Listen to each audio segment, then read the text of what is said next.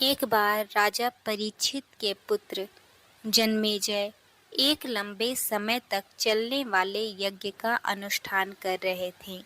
वहां पर उनके 3 भाई श्रुतसेन, भीमसेन और उग्रसेन भी बैठे थे। तभी वहां देवताओं की कुतिया सरमा का पुत्र सारमेय आता है और बिना किसी वजह के जन्मेजय के भाई उसे मार देते हैं।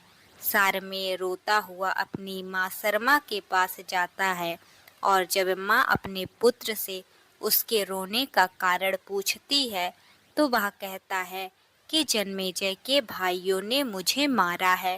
पहले तो सरमा सारमेय को डांटते हुए कहती है कि अवश्य ही तूने उनका कुछ अपराध किया होगा, कहीं तूने उनकी यज्ञ की सामग्री तो जूठी नहीं की है।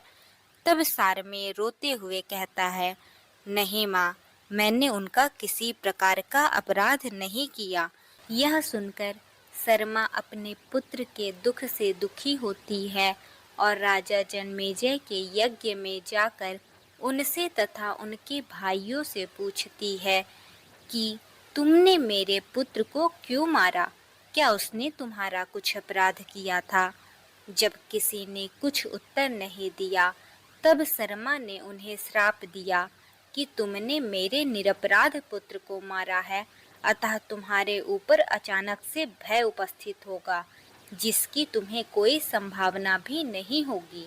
यह सुनकर राजा परीक्षित को घबराहट और चिंता हुई, जिसके लिए उन्होंने यज्ञ की समाप्ति के बाद एक योग्य पुरोहित की खोज चालू की, जो उन्हें इस श्राप के प्रभाव से बचा सके।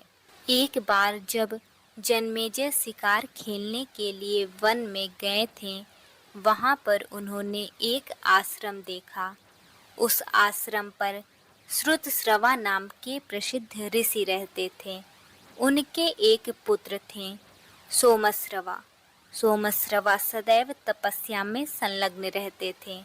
जन्मेजय सोमश्रवा को पुरोहित बनाना चाहते थे, अतः उन्होंने पहले श्रुतश्रवा ऋषि को नमस्कार करके कहा, मैं आपके पुत्र को अपना पुरोहित बनाना चाहता हूँ।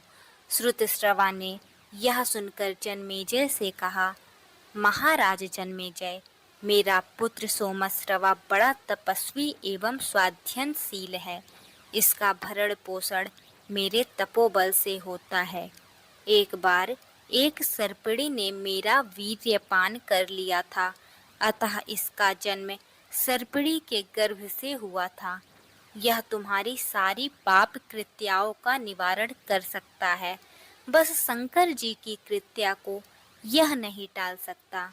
राजा जन्मेजय, सोमश्रवा का एक गुप्त नियम है कि यह किसी भी ब्राह्मण की याचना करने पर उसके इच्छा की पूर्ति अवश्य करता है। अगर तुम उदारता पूर्वक इसके व्यवहार को सह सकते हो तो उत्साह से इसे अपना पुरोहित बनाओ। जन्मेजय ने यह सब सुनकर कहा, ऋषि श्रुतश्रवा, मैं सब कुछ इनकी रुचि से करूँगा, अतः मैं इन्हें अपना पुरोहित स्वीकार करता हूँ। फिर वे सोमश्रवा ऋषि को अपने महल में ले गए तथा अपने भाइयों को आदेश दिया कि इन्हें मैंने अपना पुरोहित बनाया है। अब तुम लोग बिना किसी सोच विचार के इनकी आज्ञा का पालन करो। और स्वयं तक्षशिला जीतने चले गए तथा उस पर अधिकार भी प्राप्त किया।